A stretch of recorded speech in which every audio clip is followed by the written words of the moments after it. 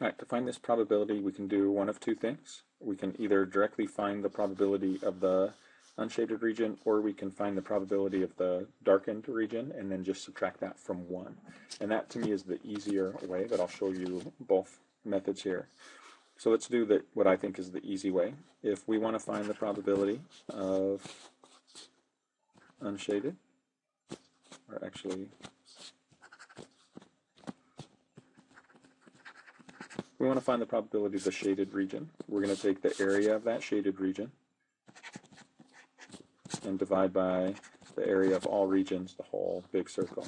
So the area of that semicircle is given by 1/2 pi r squared, and the overall area is pi capital R squared.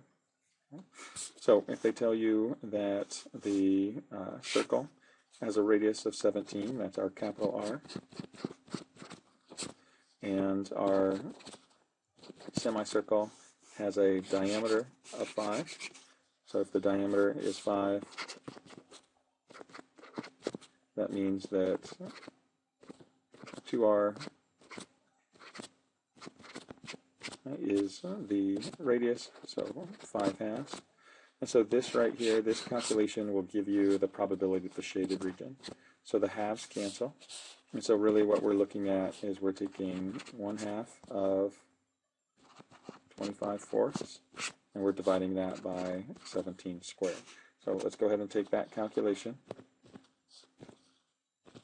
0.5 times 25/4, and then divide that by 17 squared.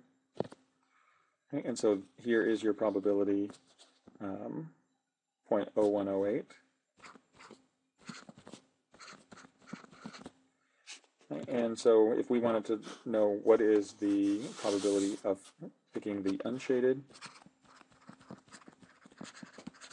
what we can do to find that is take the overall probability of both, 1, minus the probability for the shaded, and just find that calculated value. So if we subtract the probability of the shaded region from 1, that's going to give us 0.9892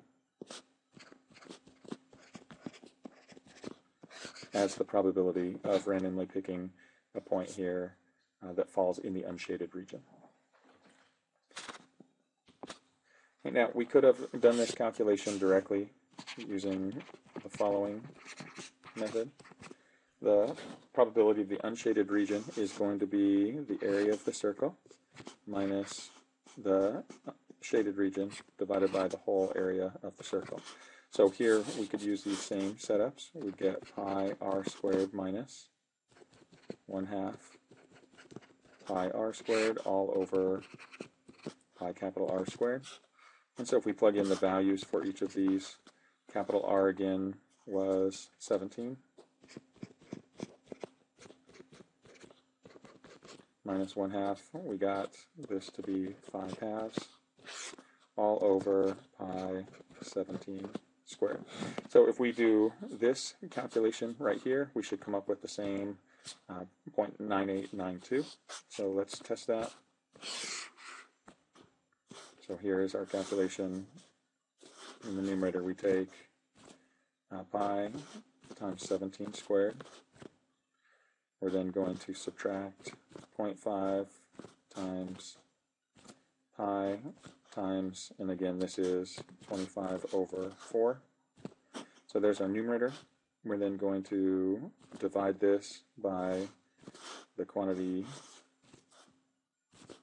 pi times 17 squared. We'll close that off and hit enter, and you can see here we get exactly the same thing, 0.9892, as the probability of falling in that unshaded region.